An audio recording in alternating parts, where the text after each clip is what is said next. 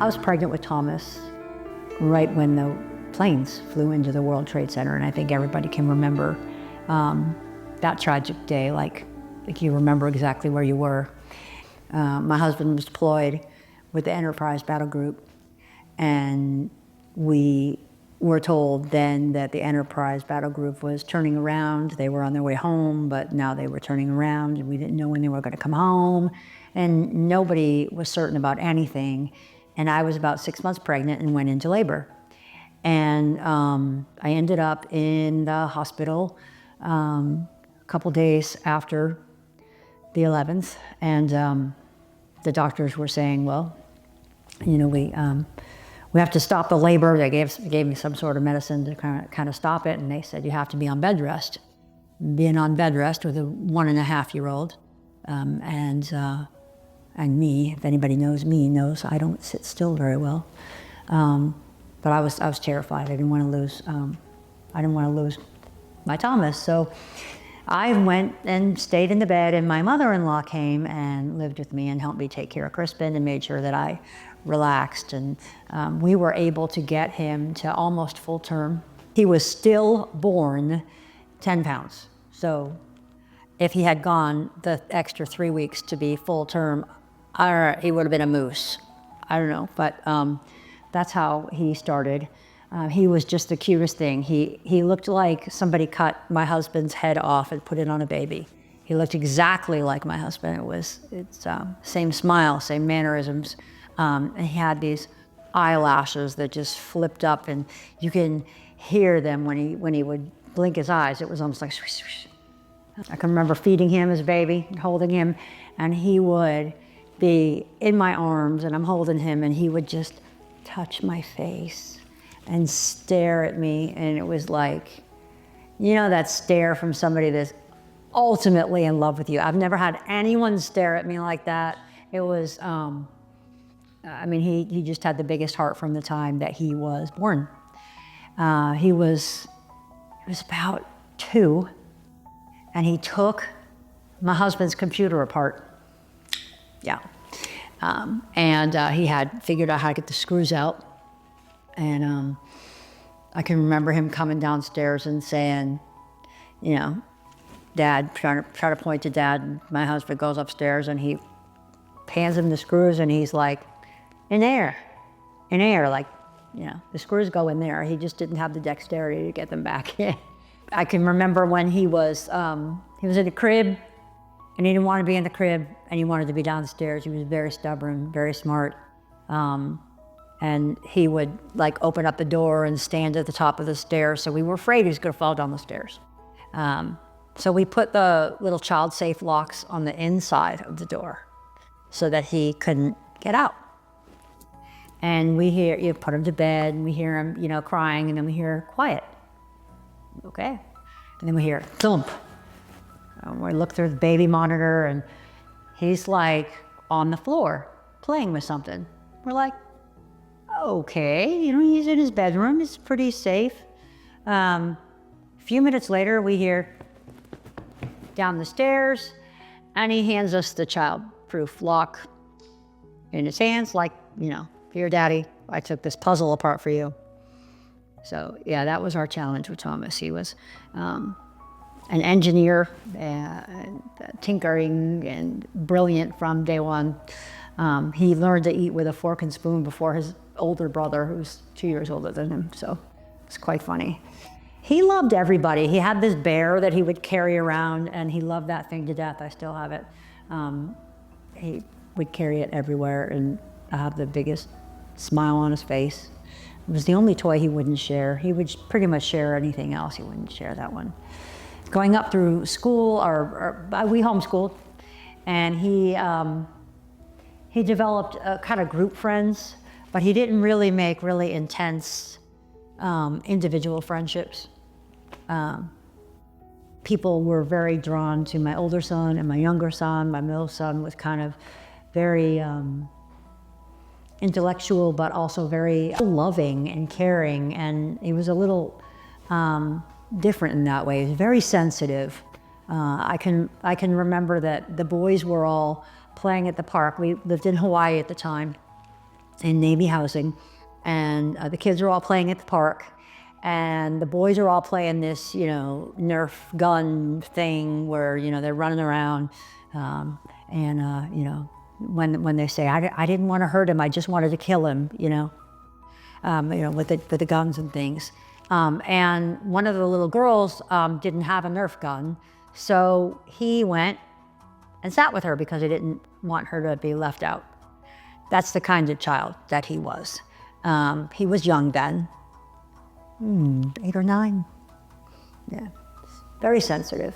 He had very few friends until we went to the Philippines. He was in fifth and sixth grade in the Philippines. And they had the neatest friendship group. They would go laser tagging together, and they'd play board games, and they would go outside and swim in the pool, and they were just constantly together. I think that was Thomas's happiest time.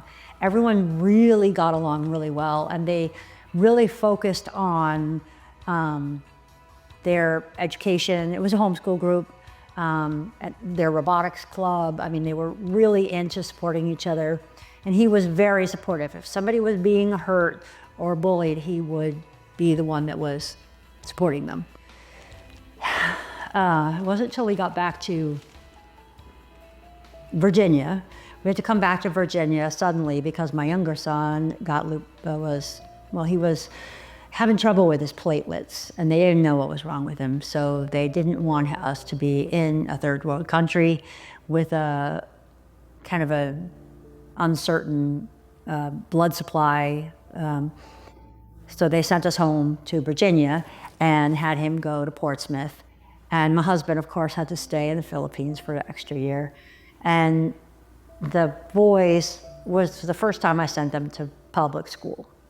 I had homeschooled them up until then. And Thomas started in the public school in 8th grade. 8th grade wasn't so bad. He joined the robotics team. The robotics team did very, very well. And he had some of his friends that were kind of, the nerdy ones. But he was fine with that. But they did do a lot of picking on him, like, oh, you were homeschooled, as if there was something wrong with that. And he was kind of ostracized a little bit. It got a lot worse, though, when he went to the high school. Even the robotics kids didn't seem to have him fit in.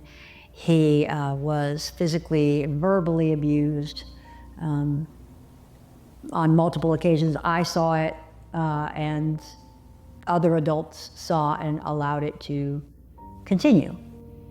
He was also part of a Boy Scout troop that the leadership in the Boy Scout troops, their sons found it really fun to pick on Thomas. I found him one day with the kids pushing his face into a snowbank. It was like a weird time that we actually had a bunch of snow. I think they had shoveled it all together into a pile, but I had to pull them off of him at Scouts with his face in the snowbank. They would put animals in his tent at camping, and water, and just basically, we don't want you here, Not all the kids in the troop, just a couple. And the leadership knew it was going on, and they allowed it to continue. Boys will be boys, I was told. They had a couple of boys that would say, go home, we don't want you here. I had a particular scout that was just particularly against Thomas for some reason, probably because he was reacting. But when I complained to the scoutmaster about that, he brought it to the other parent, and the parent basically said, my son doesn't remember it that way. And it was allowed to continue. Thomas loved scouting, but he started to withdraw, obviously, and feel like he wasn't really wanted there. I can remember one particular camp out that his tents got covered in water by accident somehow, and the scoutmaster wouldn't let him call home to get another tent. So I found out after the camp out he was sleeping on a hammock outside and came home with mosquito bites all over him. So that's kind of things that were allowed to happen. And then he went to a camp out right after we had picked up some Girl Scout cookies. And I had let him take a box of Girl Scout cookies, and he took them and shared them with his friends, because Thomas always shares them. And I guess one of the leaders also had some Girl Scout cookies that disappeared. And so he blamed Thomas for the Girl Scout cookies disappearing and sent Thomas home from the camp out. Thomas was devastated. I don't think I defended him as much as I should have. I should have come out and done more, but the leadership accused him of stealing their cookies. And so he was removed from a Boy Scout troop over a $4 box of Girl Scout cookies after several children had been physically and verbally abusing him for a couple of years. I thought that was a bit ironic. Ironic would be funny, but I don't know what the right word is. So he went through some discipline with one of the other scout leaders, or junior scout leaders, who was really nice to him, and they did some sort of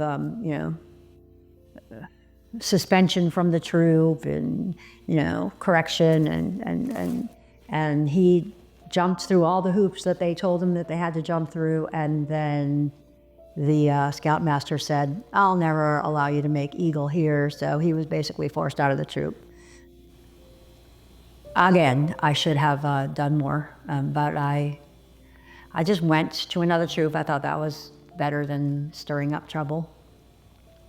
Thomas really spiraled then, because we had taken him away from his friends, and he started hanging out with some kids that were not so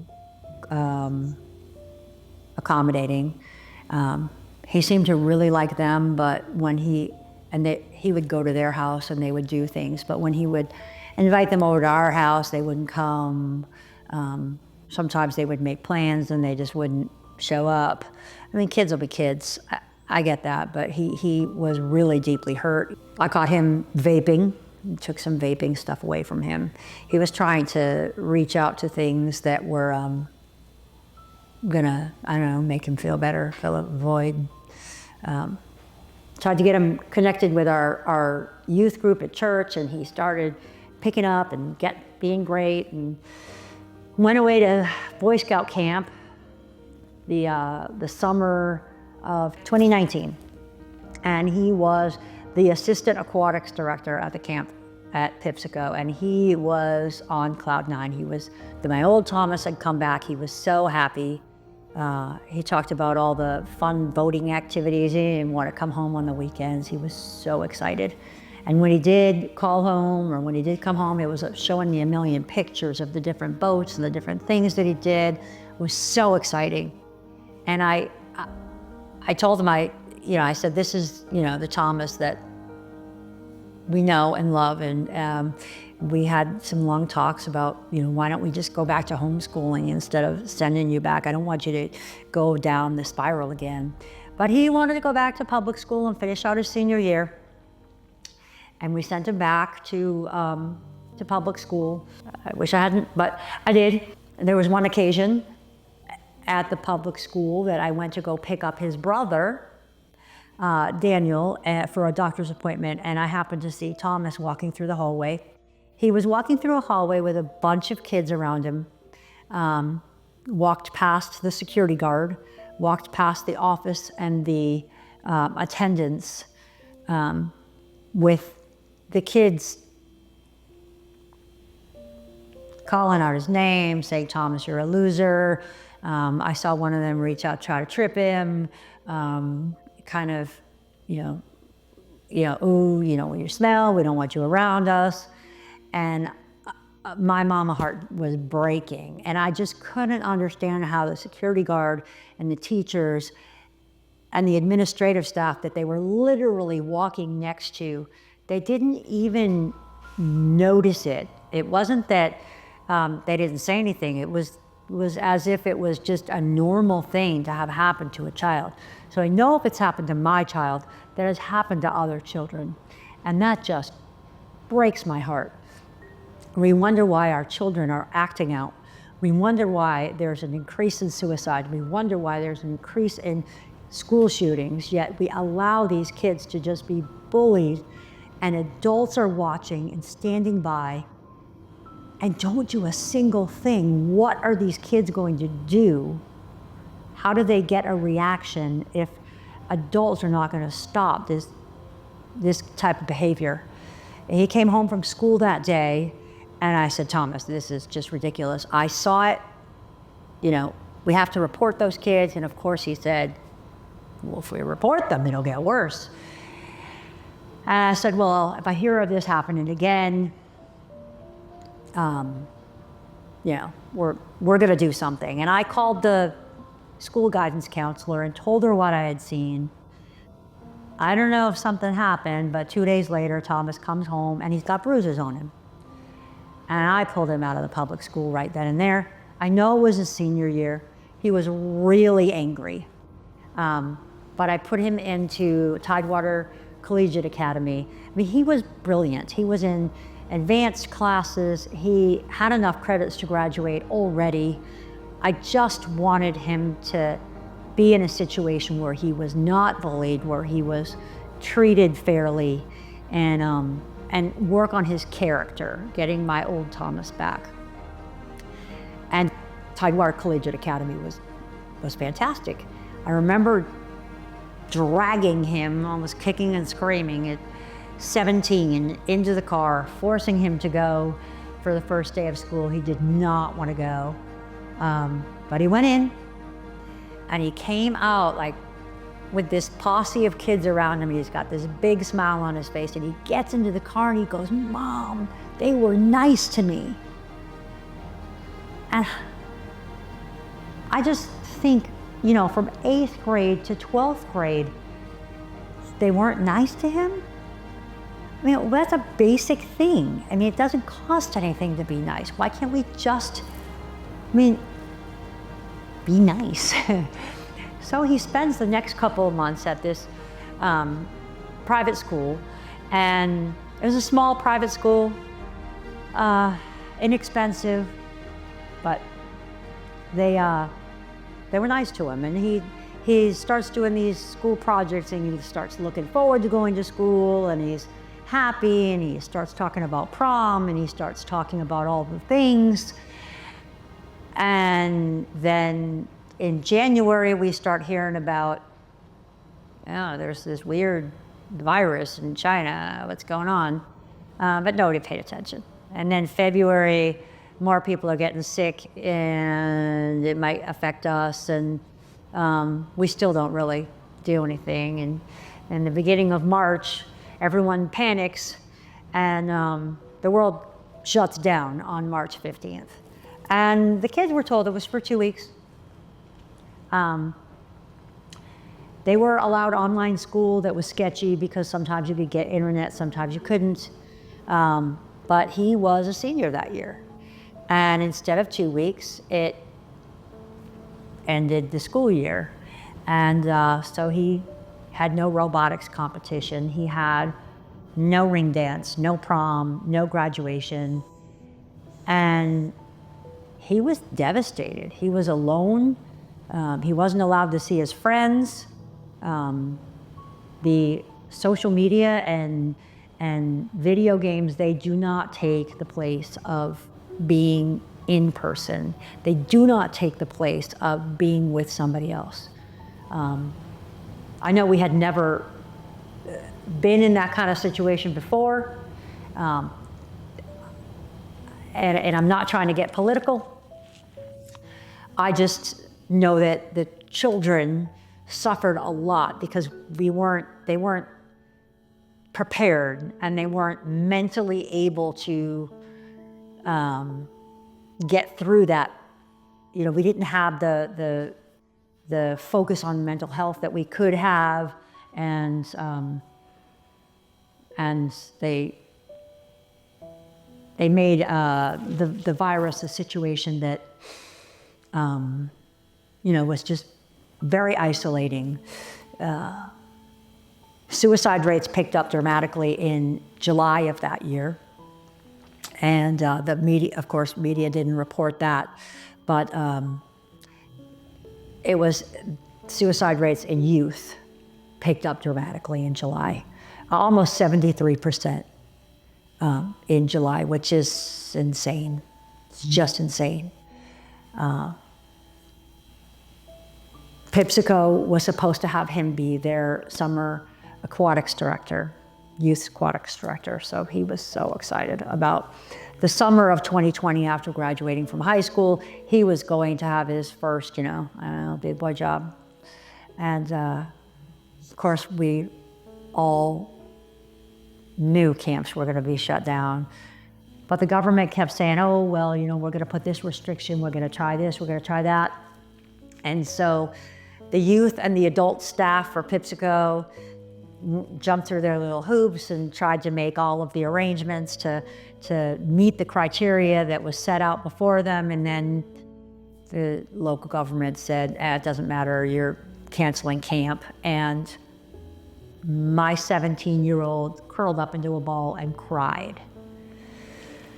These things mean a lot. I mean, when you get a new job as an adult, it means a big deal to me. But at the ages of 16, 17, 18 years old, this is like life. This is like the biggest thing that's ever happened. I look back on high school and I think, it was high school. I'm glad I would never want to go back there. But when you're in high school, it is everything to these kids. And I think that that was overlooked by a lot of people. And I hope that if we go through something like this again, that we may have some better way of handling the mental health issues and letting our children know that there's a temporary problem. The human race has had many plagues and many things go on, and yet we manage to solve problems, get through them, and be okay in the end. And instead of that message be putting out, we were told that this was our new normal. So college, he was supposed to start college in September. He didn't want to go online for college, so he waited till January. January was when he was going to start college in person. And in October, we lost his grandfather, Robert Sawyer.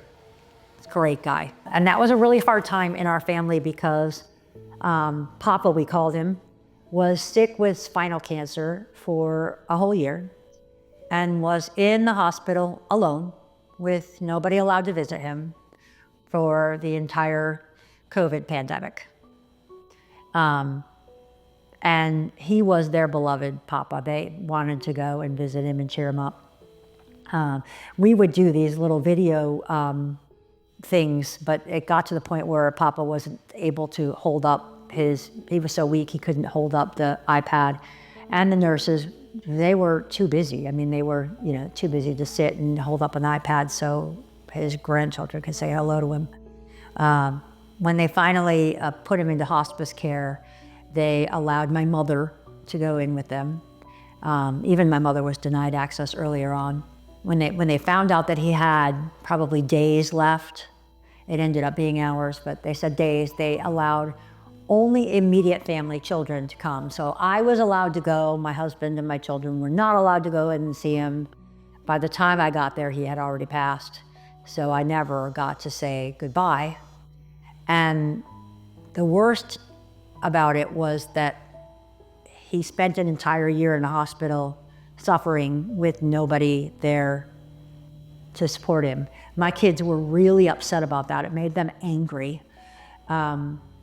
And so set that up. That's October. Now we get into the holidays. It's Thanksgiving, and we're told don't have big celebrations for Thanksgiving.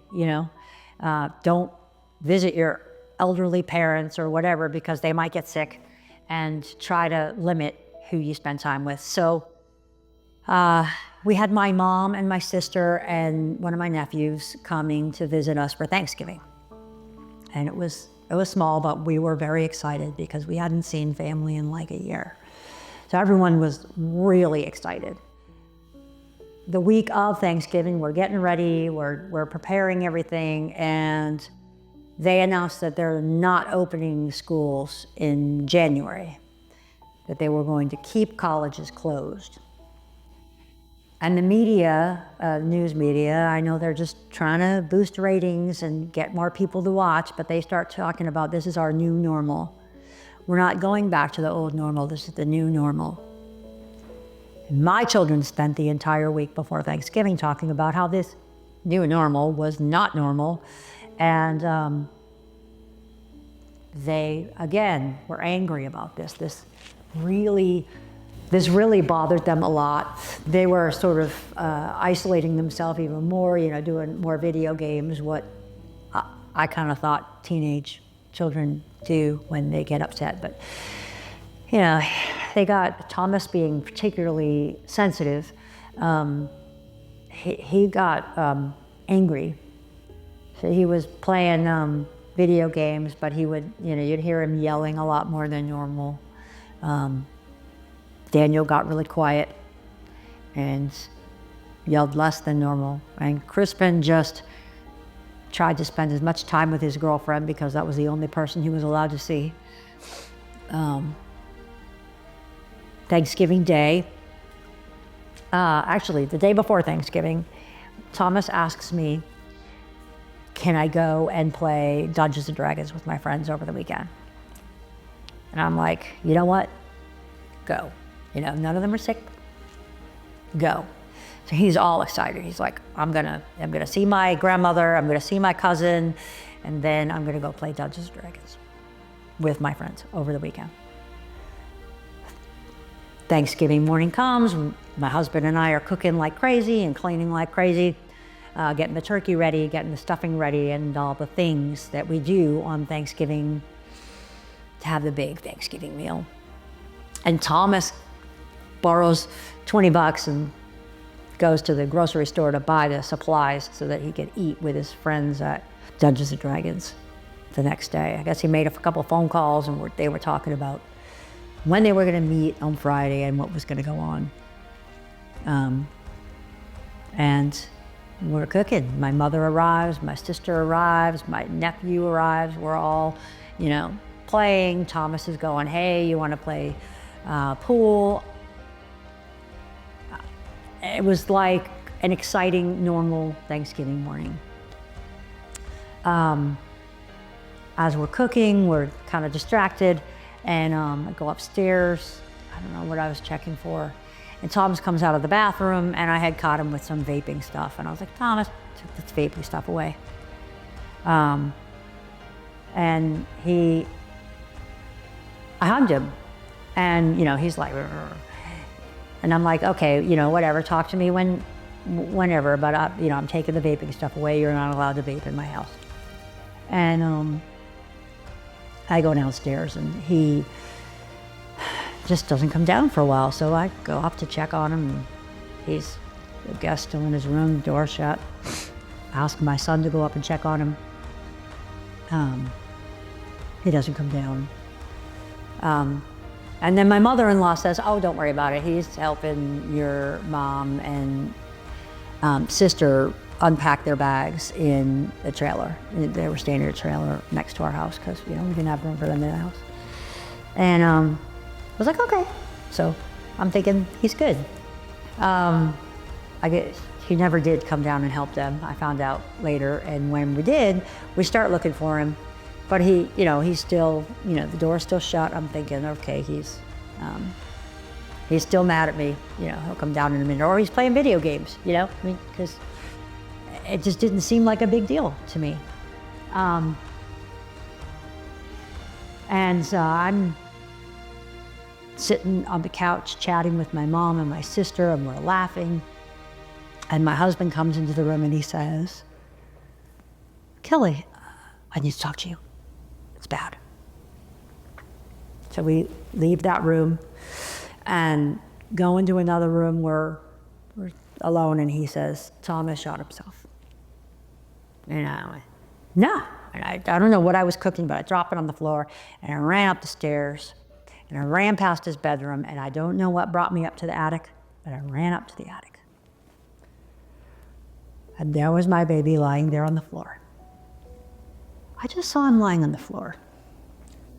Now, I was a swim coach. I was certified in CPR, and I've done lots of first aid classes and things, and I was lifeguard, had lots of training on what to do. I didn't do any of it. I just crawled into the attic and sat on his feet and started telling him to, just hold on. It's gonna be okay. Police are on their way. Don't worry. And it didn't feel like that long, but they told me I was up there for like 45 minutes, but so I was just sitting there holding him, talking to him. He was still warm. And detective came and they made me leave the attic. As I was climbing out, they said, be careful over there. And I noticed right next to me was a gun. And I crawled out of this little attic space. I go downstairs and it was almost like I was numb, like my sister takes me and she says, you gotta clean up. And I had blood, I could still feel it on my arms. I still feel it and smell it. And she says, you gotta clean this up. So I go into my bathroom and there was blood coming through the ceiling fan. And we turned the ceiling fan on, and of course. And that's when I started to scream. And the police, of course, come running in. And they shut the ceiling fan off, and they closed off the bathroom and brought me into another bathroom to wash off. And I can remember just sitting on the couch, still in the same shirt. And I kept saying, he's alive, right? He's not dead. It's gonna be okay, right? They wouldn't let me up there. Nobody answered my question. I knew that, how did I not know the answer, but I didn't even see the blood until I had gone downstairs to wash it off. So I guess you see what you want to see. But he had shot himself in the head.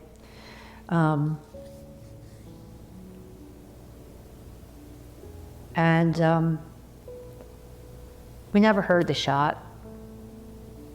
Don't know how long he was up there. It's been 4 years. I'm still broken. My family's broken. We'll never be the same. My husband and I are still married, which is remarkable because 90% of couples are divorced. Can't. My other two sons are, every day they feel responsible for their brother's death.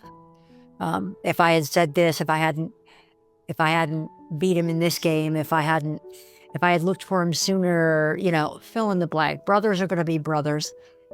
They were great brothers, but they will forever live with the absence of their sibling and blame themselves. We've lost friends and family who don't speak to us anymore because, I don't know, maybe it's too uncomfortable to be around this level of loss and grief. There's a stigma on the family that they did something wrong. Um, it was the perfect storm. But what politicians say and do matters. What teachers allow to happen in their classrooms, it matters. What students do to each other and say to each other is huge. Sticks and stones may break my bones, but words will never hurt me is ridiculous. Nobody ever warned me about words. I can still remember the things that people said to me when I was in school, and I can remember the children's names that said them. And Thomas remembered too. And if you're out there being picked on, you've got to look for a better crowd, and you've got to remember that those words don't describe you. Don't let other people's words describe you. Look for the people who love you. Your parents, your friends. Everyone has somebody. The Lord loves you. Everyone has somebody. Your life is so important. And if you're gone, you're going to leave a lasting hole that will never be filled by anyone else. And you will leave a trail of guilt and stigma with all of your friends and family that are around. So if you're feeling alone, lost, like your world's coming to an end, or there's this huge problem, it's a temporary problem. You shouldn't have a permanent solution to a temporary problem. It's just temporary. And your life is really important. So if you can't get help for yourself, get help for those around you who will miss you so very much. And in human beings through history, we've been really good at being cruel to each other. There's so much hatred. I would encourage people to try to look for our similarities and what brings us together, and stop spreading the hatred and work on coming together for the benefit of our youth, if for nothing else. If Thomas's death could save one other life, then it's worth it. I will keep telling the story, and I will keep trying to fight against the bullying and the growing rise of suicide. It's rising every day. If you are out there and you need help, you can call 911, you can call 988. That's the suicide prevention hotline. I've been told that that's really good. There are suicide support groups out there. If you know me, call me. I will be there anytime, any day. Reach out to a friend. If somebody tells you that they're considering suicide or wishing that their life were over, then you need to get them help. And you can do the temporary restraining orders for 3 days. But in our case, Thomas never told us. We had no idea. Hindsight being 2020, I still didn't see it coming. But get help. There are many options out there.